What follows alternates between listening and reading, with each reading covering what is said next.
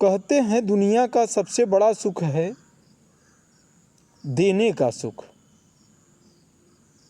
पर मेरा मानना है कि किसी को कुछ देने के बाद चेहरे पर जो मुस्कुराहट आती है, दुनिया में उससे बड़ा कोई सुख नहीं है। बच्चों, आज हम कक्षा 10 पाठ 6 नागार्जुन जी की एक प्रसिद्ध कविता है, यह दंतुरित मुस्कान, उसी का रसास्वादन करेंगे। बच्चों, नागार्जुन जी का जन्म बिहार के दरभंगा जिले के सतलखा गांव में सन 1911 में हुआ था और उनका जो मूल नाम था वह था वैद्यनाथ मिश्र। बच्चों, वैद्यनाथ मिश्र नाम के पहले जो गांव में बुलाने का नाम उनका था वह था ठग्गन। ठग्गन नाम क्यों पड़ा? क्योंकि इनके पिता जो गोकुल मिश्र थे वो माता उमा देवी की लगातार 4 संतानें हुई और असमय में ही वे चल बसे। 5वीं संतान के विषय में यह आशंका हुई कि जिस प्रकार से 4 संतानें चली गईं उसी प्रकार ये 5वां संतान जो है नागार्जुन के विषय में कहा गया, जो 5वां संतान है यह भी ठग कर चला जाएगा। अतः इन्हें ठग्गन कहा जाने लगा। बाद में बाबा वैद्यनाथ की कृपा प्रसाद मानकर इस बालक का नाम वैद्यनाथ रखा गया और वैद्यनाथ बौद्ध धर्म की दीक्षा लेने के बाद वैद्यनाथ से नागार्जुन हो गए और इन्होंने अपना पूरा जीवन 1934 से लेकर के 1941 तक का जो जीवन इनका था वह घुमक्कड़ी जीवन व्यतीत इन्होंने किया। और यह दंतुरित मुस्कान कविता का आइए हम आप रसास्वादन करते हैं। कविता कुछ इस प्रकार है बच्चों, तुम्हारी यह दंतुरित मुस्कान मृतक में भी डाल देगी जान। तुम्हारी यह दंतुरित मुस्कान मृतक में भी डाल देगी जान। धूल धूसर तुम्हारे ए गात, छोड़कर तालाब मेरी झोपड़ी में खिल रहे जलजात। पहले 2 लाइन का अर्थ देखिए बच्चों। तुम्हारी यह दंतुरित, दंतुरित माने नए नए दांतों वाली, मुस्कुराना, मृतक माने मरा हुआ, में भी डाल देगी जान। भावार्थ कुछ इस प्रकार है बच्चों। कविता में कवि और उसके पुत्र के मध्य, कविता में कवि कौन है? नागार्जुन जी हैं। बच्चों, नागार्जुन का मतलब क्या होता है? नागार्जुन का मतलब होता है सांपों में सबसे अच्छा, नागों में सबसे महान और बेहतरीन होता है।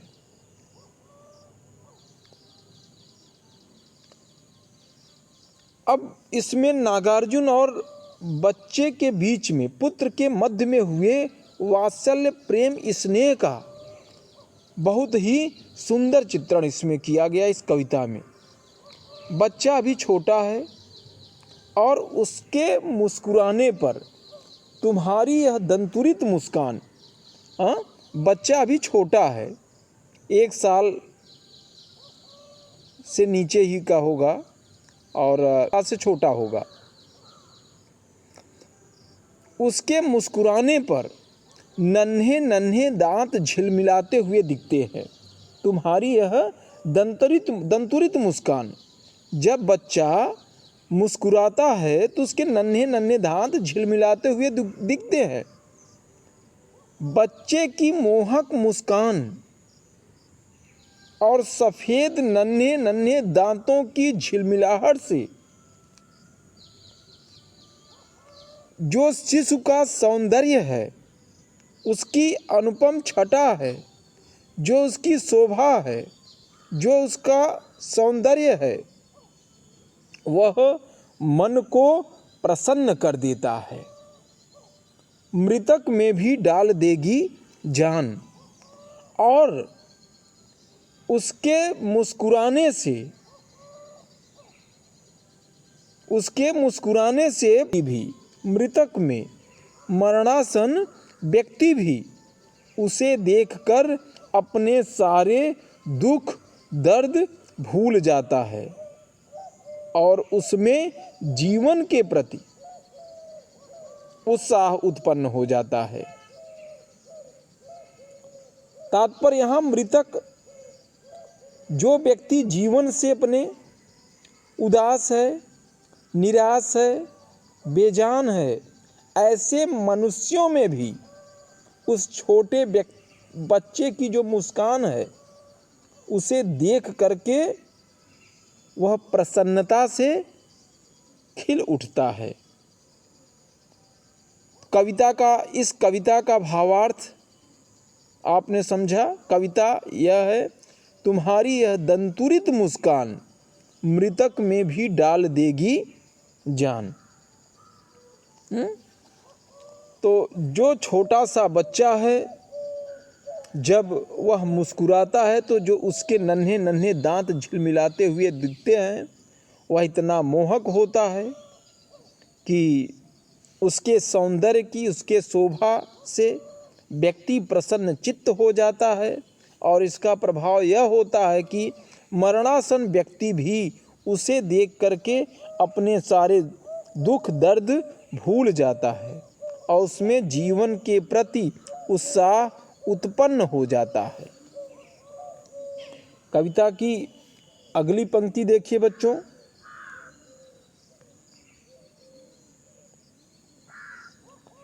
अगली पंक्ति इस प्रकार है, धूलि धूसर तुम्हारे ए गात, छोड़कर तालाब मेरी झोपड़ी में खिल रहे जलजात। बच्चों, धूसर, धूल मिट्टी, धूसर माने धूल में सना हुआ, और बच्चों गात माने शरीर, जलजात कमल।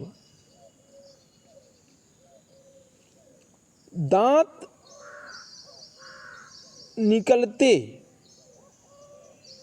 निकलते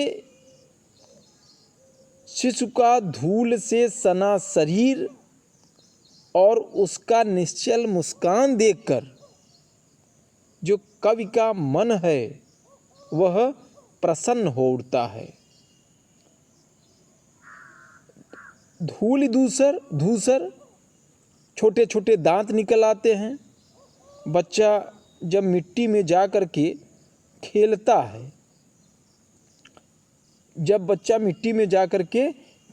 है, तो उसके शरीर पे मिट्टी ही मिट्टी हो जाती है, जिसे देख करके कवि का जो मन है वह प्रसन्न हो उठता है। छोड़कर तालाब मेरी झोपड़ी में खिल रहे जलजात, उसे देख करके उसे लग रहा है मानो कमल तालाब को छोड़ करके उसकी झोपड़ी में ही खिल उठे हों। बच्चे का जो शरीर होता है वह धूल में पूरी तरह से लिप्त हो जाता है, और उसे देख करके जो कवि कह रहा है कि मन इतना प्रसन्न चित्त हो उठता है कि मानो उसे ऐसा लगता है मानो कमल तालाब को छोड़ करके उसकी झोपड़ी में खिल उठे हों। कविता की अगली पंक्ति देखो बच्चों। परस पाकर तुम्हारा ही प्राण पिघल कर जल बन गया होगा कठिन पाषाण। बच्चों, परस माने स्पर्श, प्राण माने जीवन और पाषाण माने पत्थर। यहाँ कवि कह रहा है परस पाकर तुम्हारा ही प्राण, पिघल कर जल बन गया होगा कठिन पाषाण। कठिन पाषाण माने पत्थर। जो कठोर हृदय वाले व्यक्ति हैं, कठिन पाषाण वो शिशु, ऐसे तुम प्राणवान हो कि ऐसा लगता है कि जो कठोर हृदय वाले व्यक्ति भी हैं, तुम्हें छूते ही उनके अंदर ममता की भावना उत्पन्न हो जाती है।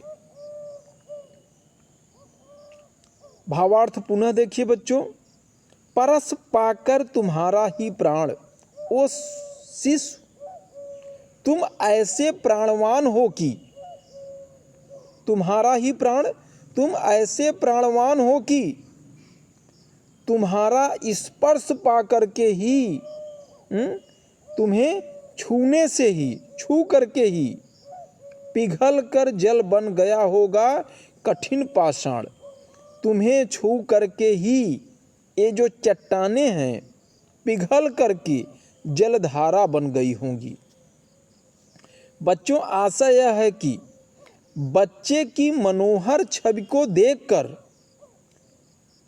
कठोर से कठोर हृदय भी, कठोर से कठिन पाषाण हृदय भी पिघल जाता है और बच्चे की दंतुरित मुस्कान का प्रभाव बहुत ही अद्भुत होता है।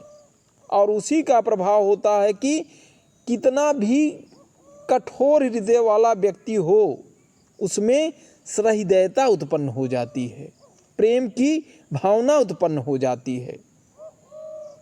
परस पाकर तुम्हारा ही प्राण, पिघल कर जल बन गया होगा कठिन पाषाण। ओ शिशु तुम ऐसे प्राणवान हो कि लगता है जैसे तुम्हें छूकर ही ये चट्टानें पिघल करके जलधारा बन गई होंगी। बच्चों, आशा यह है कि कितना भी कठोर से कठोर हृदय वाला व्यक्ति भी होगा, तुम्हारे इस दंतुरित मुस्कान के प्रभाव से उसमें सहृदयता की भावना उत्पन्न हो जाती है। कविता की अगली पंक्ति देखिए बच्चों, छू गया तुमसे कि झरने लग पड़े शेफालिका के फूल, बांस था कि बबूल। प्रश्नवाचक चिन्ह का यहाँ प्रयोग किया गया है, बांस था कि बबूल। बच्चों, एक यहाँ जो शब्द आया है शेफालिका, बच्चों शेफालिका एक फूल है। और आपको बता दें, शेफालिका कोई और फूल नहीं बल्कि आपके भी घर के आसपास आप देखेंगे हर श्रृंगार का जो फूल होता है उसी को शेफालिका का फूल कहते हैं। बहुत ही यह सुंदर होता है। कवि क्या कह रहा है? कवि कह रहा है कि छू गया तुमसे कि झरने लग, छू, कविता को इस तरीके से देखिए, छू गया तुमसे कि झरने लग पड़े शेफालिका के फूल, बांस था कि बबूल। शेफालिका, शेफालिका हर श्रृंगार के फूल को कहा जाता है। बच्चे के स्पर्श से ही बांस तथा बबूल जैसे कांटेदार वृक्ष से भी, कांटेदार वृक्ष से भी शेफालिका के फूल झरने लगते हैं। बच्चे के, पहले कविता के आधार पर अर्थ देखिए, फिर प्रतीकात्मक अर्थ भी हम आपको बता रहे हैं। छू गया तुमसे कि झरने लग पड़े शेफालिका के फूल, बांस था कि बबूल। छू गया माने बच्चे के स्पर्श से ही बांस तथा बबूल जैसे कांटेदार वृक्ष से भी झरने लग पड़े शेफालिका के फूल, शेफालिका के फूल झरने लगते हैं। अब कवि क्या कह रहा है कि ठीक उसी प्रकार से बच्चे का स्पर्श पा करके ही बच्चे का स्पर्श पा करके ही कवि का भी नीरस मन, दुखी मन प्रफुल्लित हो जाता है। अर्थात शिशु की मधुर मुस्कान को देखकर, शिशु की मधुर मुस्कान को देखकर नीरस और ठूंठ हृदय में भी सरस प्रेम का संचार होने लगता है। बांस की बबूल, कवि कह रहा है कि तुम्हारा स्पर्श केवल छूने मात्र से ही, जो बबूल जिसमें कांटे होते हैं, जिसमें कांटे होते हैं, वह बांस जिसे लोग छूते नहीं, उसके पत्तों में कांटे होते हैं, उसमें भी शेफालिका के फूल आ जाते हैं। ठीक उसी प्रकार से कवि कह रहा है कि तुम्हारे इस मधुर मुस्कान को देख करके, यहाँ बांस की बबूल माने नीरस और ठूंठ हृदय में, माने जिसका मन नीरसता से युक्त है, जिसका मन नीरसता से युक्त है, उनमें भी प्रेम का संचार होने लगता है, उनमें भी प्रेम का संचार होने लगता है। और यह सब प्रभाव किसके कारण है? तुम्हारे स्पर्श होने मात्र से।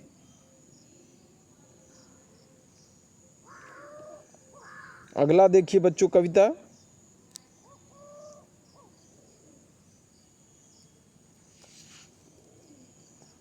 परस पाकर तुम्हारा ही प्राण, पिघल कर जल बन गया होगा कठिन पाषाण। ये हो गया। छू गया तुमसे कि झरने लग पड़े शेफालिका के फूल, बांस था की बबूल। कविता की अगली पंक्ति देखिए। तुम मुझे पाए नहीं पहचान, देखते ही रहोगे अनिमेष।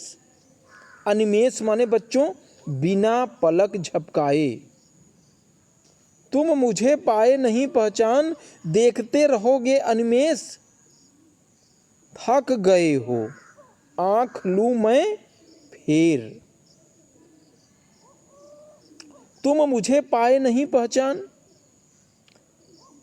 बच्चों जो कवि है नागार्जुन जी, ये घुमक्कड़ी जीवन व्यतीत करते थे। ये बाहर रहते थे, अक्सर ये निकल जाते थे घूमने, और पैसा रुपया बहुत कम घर पर ये भेजते थे, किसी तरीके जीवन यापन कर रहे थे। तो कवि घुमक्कड़ी जीवन व्यतीत करता है। अब कवि जब अपने घर आता है तो वह बच्चे को देखता है, कह रहा कि तुम मुझे पाए नहीं पहचान। बच्चा कवि की तरफ एकटक होकर देख रहा है। ऐसा लगता है कि तुम मुझे पहचान नहीं पाए, तुम मुझे पहचान नहीं पाए, देखते रहोगे अनिमेष। बच्चों अनिमेष माने होता है पलक बिना झपकाए, पलक बिना झपकाए। तो कवि घुमक्कड़ी जीवन व्यतीत कर रहा है। कवि कह रहा है कि तुम मुझे पहचान नहीं पाए, और जिसके कारण बिना पलक झपकाए तुम मुझे लगातार देखे जा रहे हो। कवि उस बच्चे से कहता है थक गए हो। यदि वह अपलक देखते देखते थक गया है तो आँख लूं मैं फेर। तो उसकी सुविधा के लिए कवि उससे आँख फेर लेगा। तुम मुझे पाए नहीं पहचान, देखते रहोगे अनिमेष। थक गए हो आँख लूं मैं फिर। ठीक है तुम मुझे पहचान नहीं पाए, क्यों? क्योंकि मैं बहुत दिन बाद आया, और जिसके कारण तुम मुझे लगातार देखे जा रहे हो, और अपने पलकों को बिना झुकाए हुए, और लगातार देखने का परिणाम यह होगा कि तुम थक गए हो, देखते देखते थक गए हो, और तुम्हारी सुविधा के लिए तुम थको न, कभी उससे आंख फेर लेगा। कवि उससे आंख फेर लेगा। आगे कवि क्या कह रहा है? क्या हुआ यदि हो सके परिचित न पहली बार, यदि तुम्हारी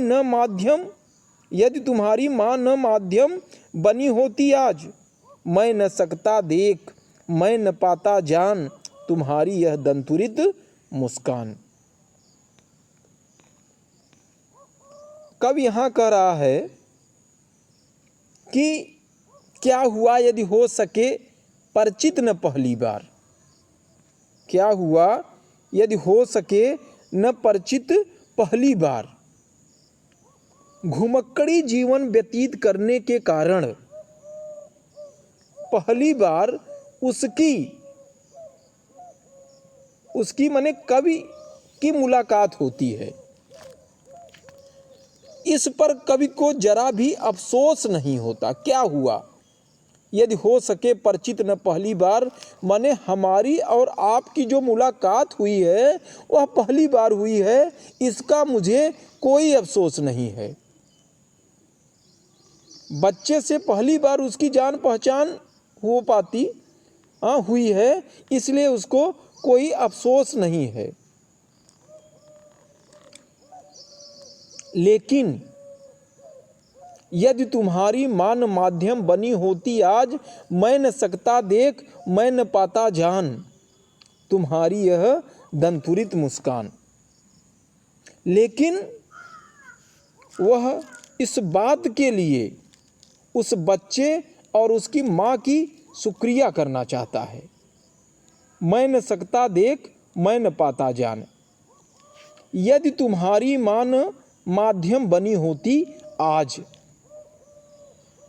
कवि कह रहा है कि यदि तुम्हारी माँ माध्यम न बनी होती, सहारा न बनी होती, तो शायद हमारा और आपका परिचय कौन करवाता, क्योंकि तुम्हारी माँ के कारण ही मैं तुमको जान पाया और तुम्हारी यह दंतुरित मुस्कान और नए नए निकले दांतों वाली मुस्कान को देखने का सौभाग्य प्राप्त कर पाया। कविता पुनः एक बार देखिए। क्या हुआ यदि हो सके परिचित न पहली बार, घुमक्कड़ी जीवन व्यतीत करने के कारण पहली बार उसकी मुलाकात बच्चे से होती है, इस पर कवि को जरा भी अफसोस नहीं है। जरा भी अफसोस नहीं है कि बच्चे से पहली बार में उसकी जान पहचान नहीं हो पाई है।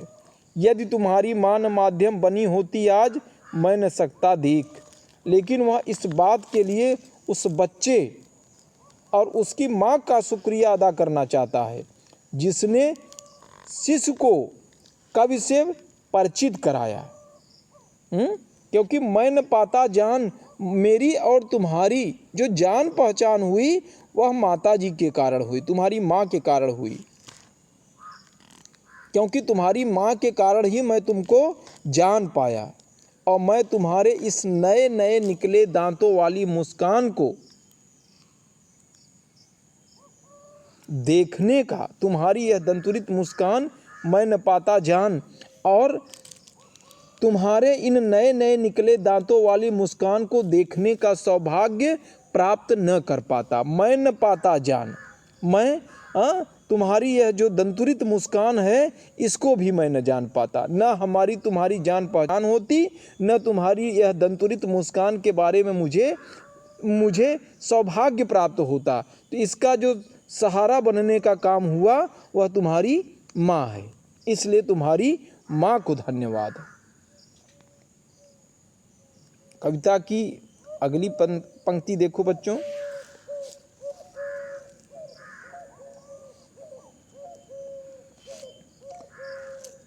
धन्य तुम माँ भी तुम्हारी धन्य, चिर प्रवासी मैं इधर मैं अन्य,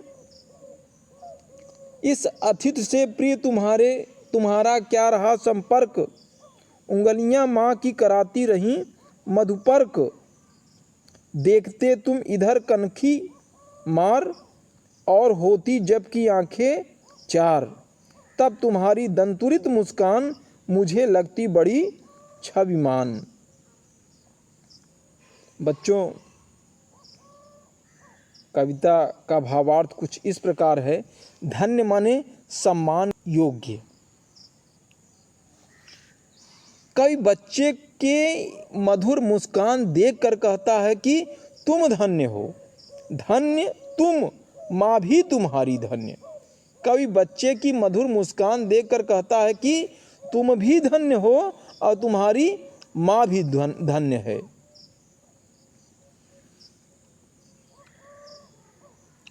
तुम धन्य तुम, माँ भी तुम्हारी धन्य। चिर प्रवासी, चिर प्रवासी, मैं तो सदैव बाहर। चिर प्रवासी माने, चिर माने देर तक, प्रवासी माने प्रवास करने वाला। तो चिर प्रवासी लंबे समय तक घर के बाहर दूर देश में रहने वाला। और बच्चों, इतर माने अन्य, अलग, दूसरा। तो यहाँ कवि कह रहा है मैं तो सदैव बाहर अर्थात दूसरी जगह रहा। मैं तो सदैव चिर प्रवासी रहा, मैं तो सदैव बाहर अर्थात दूसरी जगह रहा। इतर माने दूसरी जगह रहा।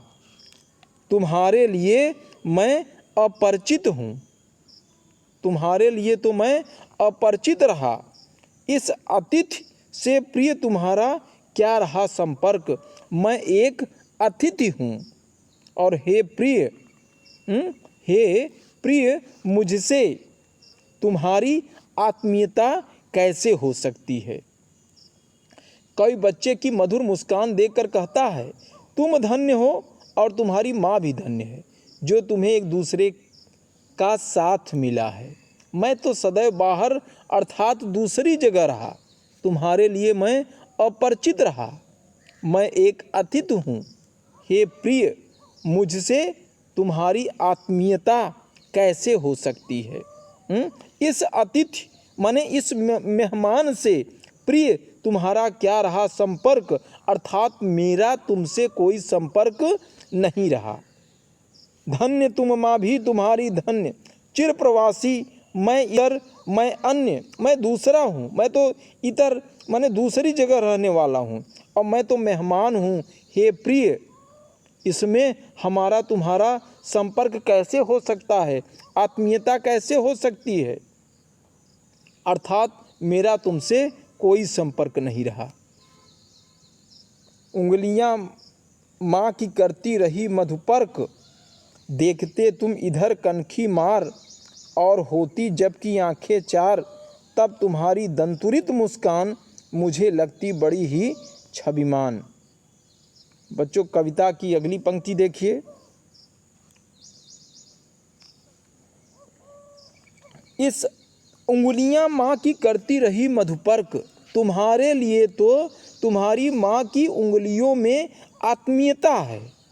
उंगलियां माँ की करती रही मधुपर्क, तुम्हारे लिए तो तुम्हारी माँ की उंगलियां आत्मीयता है जिन्होंने तुम्हें पंचामृत पिलाया। मधुपर्क माने बच्चों दही, घी, शहद, जल, दूध का मिश्रण होता है। अगर आप दूसरी भाषा में कहें तो इसी को हम मधुपर्क कहते हैं, पंचामृत कहते हैं। और जिसे उंगलियों में लगा लगा करके जिसका पान माता ने आपको कराया, पिलाया, इसलिए तुम उनका हाथ पकड़ करके, इसलिए देखते तुम इधर कनखी मार, पिलाया।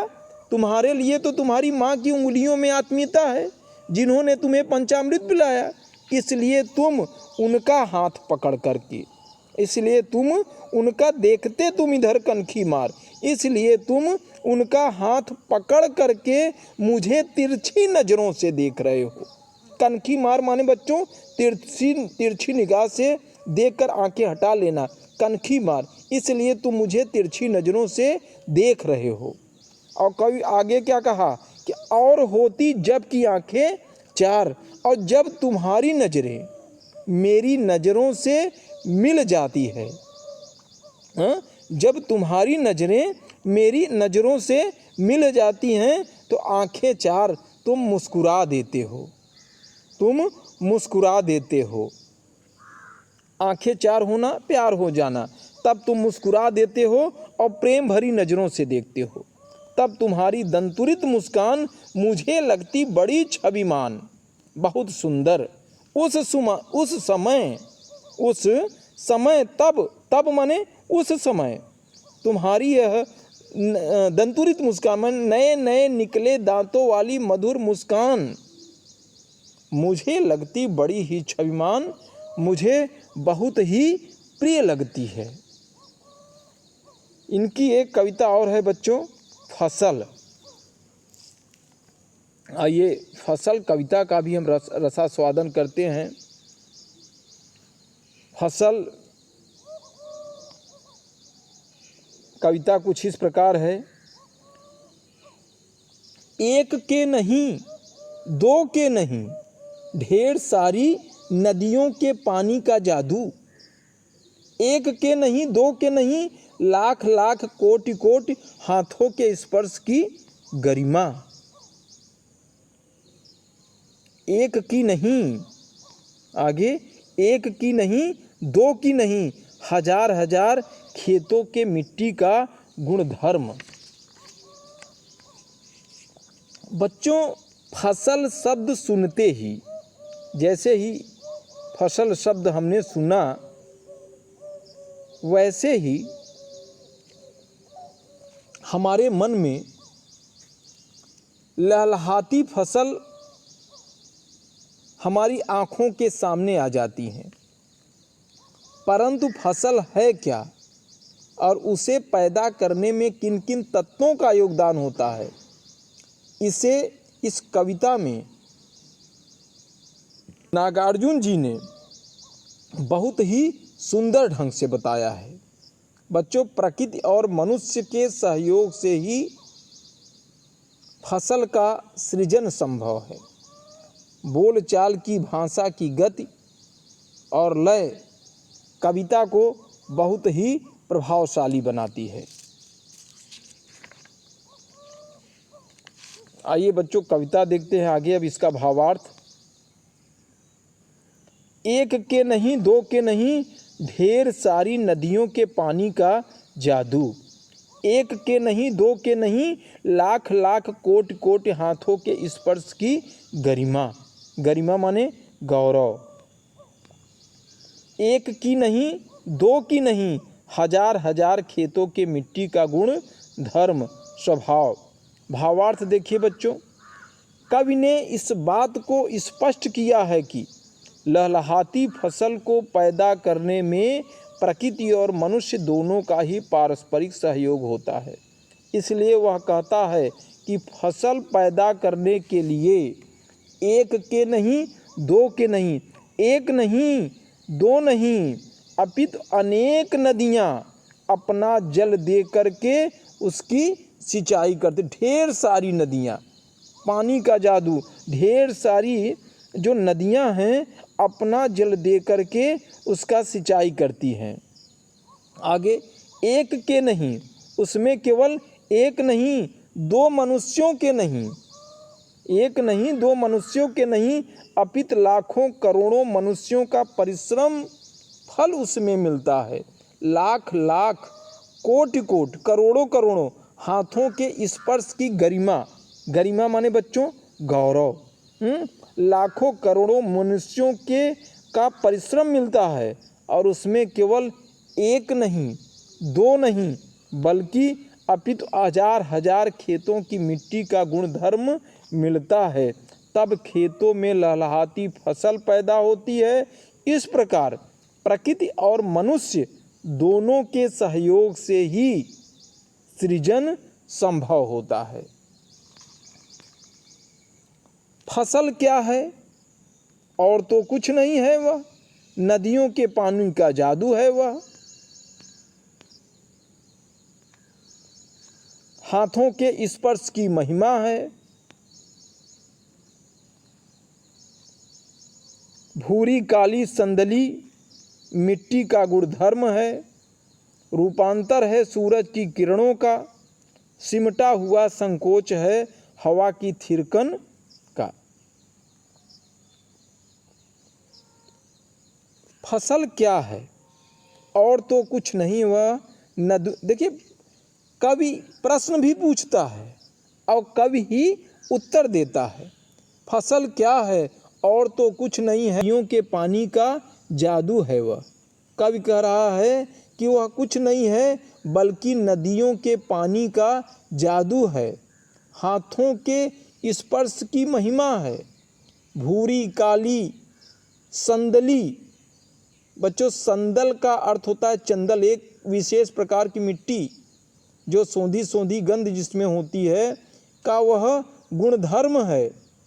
रूपांतर है, रूपांतर, रूपांतर माने परिवर्तन होना।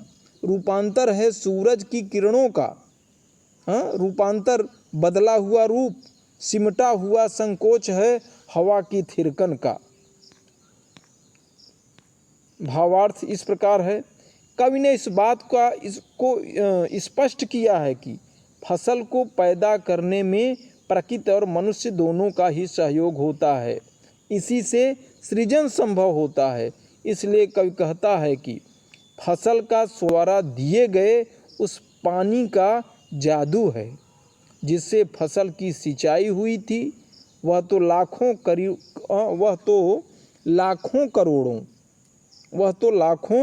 करोड़ों मनुष्यों द्वारा किए गए परिश्रम की महिमा का फल है, और वह तो भूरी काली संदली मिट्टी का गुणधर्म है जिसमें फसल को बोया गया था। वह तो सूरज की किरणों का बदला हुआ रूप है, सूरज की किरणों का रूपांतर है।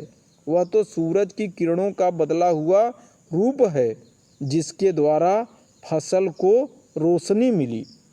अब सिमटा हुआ संकोच है हवा की थिरकन का, और हवाओं के थिरकन सिमट करके फसलों में समा गई हैं। इस प्रकार इन सब के सहयोग से ही खेतों में लहलहाती फसल खड़ी होती है। बच्चों, इस कविता को पढ़ने के बाद निश्चित रूप से आप इस कविता को समझ गए होंगे। बच्चों, एक प्रश्न है इसमें, फसल को हाथों के स्पर्श की गरिमा और महिमा कहकर कवि क्या व्यक्त करना चाहता है। फसल के लिए भले ही पानी, मिट्टी, सूरज की किरणें तथा हवा जैसे तत्वों की आवश्यकता है, परंतु मनुष्य के परिश्रम के बिना ये सभी साधन व्यर्थ हैं। यदि मनुष्य अपने परिश्रम द्वारा इसे भली प्रकार से नहीं सींचे तब तक इन सब साधनों की सफलता नहीं होगी। अतः मानव श्रम फसल के लिए सबसे अधिक आवश्यक है। यह किसानों के श्रम की गरिमा और महिमा है जिसके कारण फसलें इतनी अधिक बढ़ती चली जाती हैं। तो निश्चित रूप से बच्चों आप यह कविता समझ गए होंगे, और यह दंतुरित मुस्कान फसल कविता क्लास 10 पाठ 6 का है। धन्यवाद।